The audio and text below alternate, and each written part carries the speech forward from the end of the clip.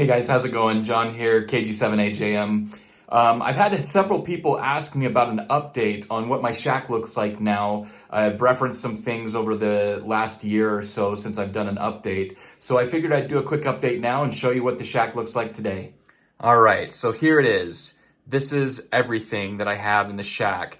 So some of the big things, if you haven't seen the previous videos, not a lot has changed from the last video, to be perfectly honest, but a couple things have. You'll notice there are now monitors here. So instead of using this computer over here, I put up a dedicated machine probably about 6 months ago or so. It is just, if you can see it back there, it is an old workstation, Xeon workstation quad core that I got for like 150 bucks, something like that. I'm running Linux on it, Fedora on it, and it's been working great. Honestly, the biggest thing that it's used for is FT8 and other digital modes. As you can see here, I've got FT8 running right now, made some contacts earlier. So there's our main FT8 screen, and then you can see the waterfall of FT8.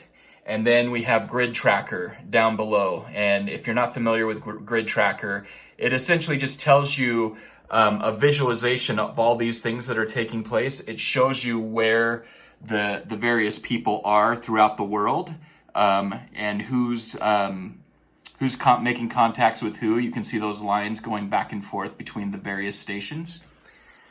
The other big thing that I did, the last one I put up, I already had the cellar array for the ham shack, but I've done a bigger thing when it comes to the power. You can see here, we now have a lithium iron phosphate battery. This is a 100 amp hour battery. Previously, I had 335 AGM batteries that were hooked up in parallel. Now, granted, you would think that they would be similar power, but it's actually about half the power, because with AGM batteries, you can't really exhaust them over 50% without doing damage. Where lithium iron phosphate, you have the ability to really get down close to zero on it without doing any damage. We still are utilizing the FT991 as our main HF rig, and then also the TM-V71 Kenwood rig for our UHF VHF. Like as mentioned before, and I'll assume you haven't seen those other videos, but if you have, this is going to be a little bit of a repeat. It's a little more hidden now, but you can see we've got on the far left on the wall there is my solar charge controller. That's where the solar comes in and then goes into the battery. The next thing over is called a power gate, or in this case, it's called a power path. And what it essentially does is it distributes power based upon what source is available at the time. So if here, I'm gonna stop it, I'm gonna zoom in for a second. All right, there we go. So there is the power path. And so it has three power pole connections on it. So one for the power supply, one for the battery, and one for the output. And so what that does is, if I have battery power, it will run off battery power.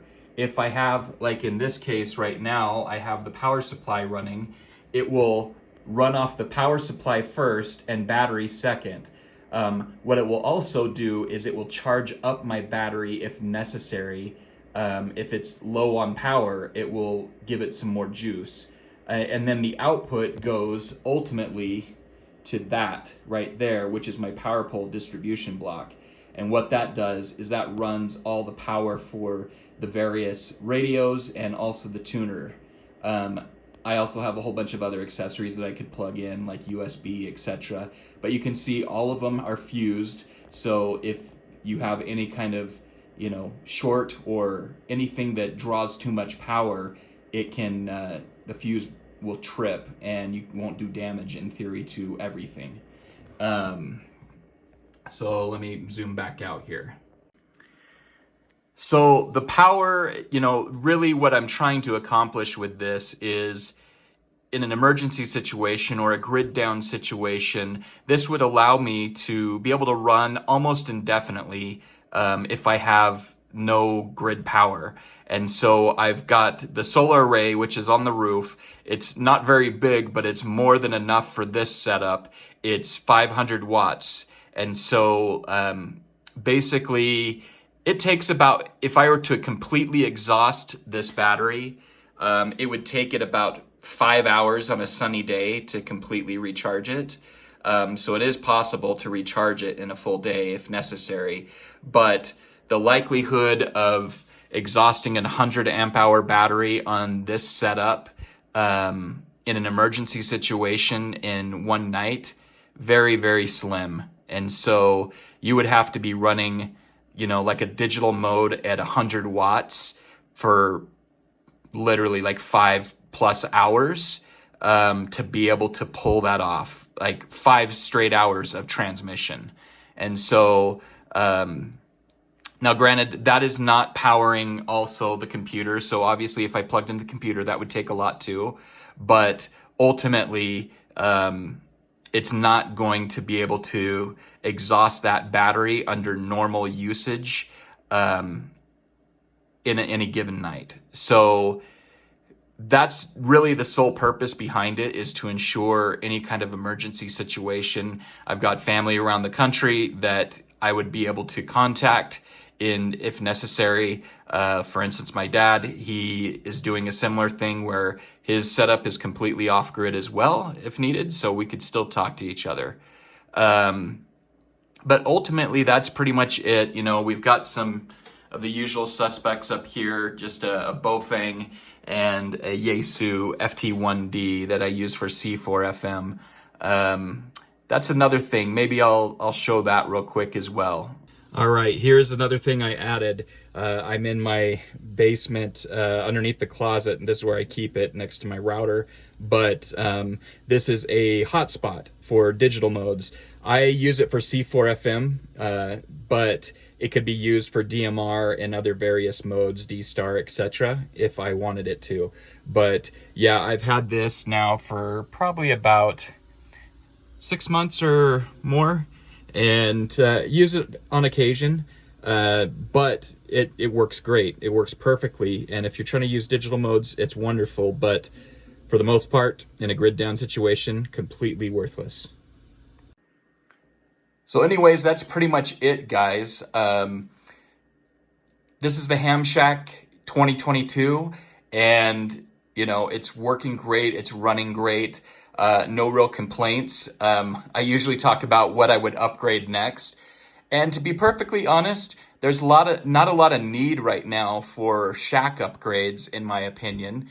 The biggest thing that I would say that is more of a want rather than a need by any stretch of the imagination is replacing this 991 with like an FTDX10. That would probably be the only thing that I could think of that I would actually want, just because it would be nice to have, but definitely not needed in any way, shape, or form. What I have works really, really well. The big thing that I've been working on lately is more around portable setup. And I think you've probably seen some of my videos potentially of what I've been working on for a portable setup, but that's ultimately what I've been working on most and getting set up is all of my various battery situation and mobile radios, portable radios, etc., antennas, and all the things that come with operating portable. So I'm going to try to do my first POTA activation here soon, but that's something that is for another video. So anyways, let me know if you have any comments or questions. Appreciate it. 73 KG7 AJM.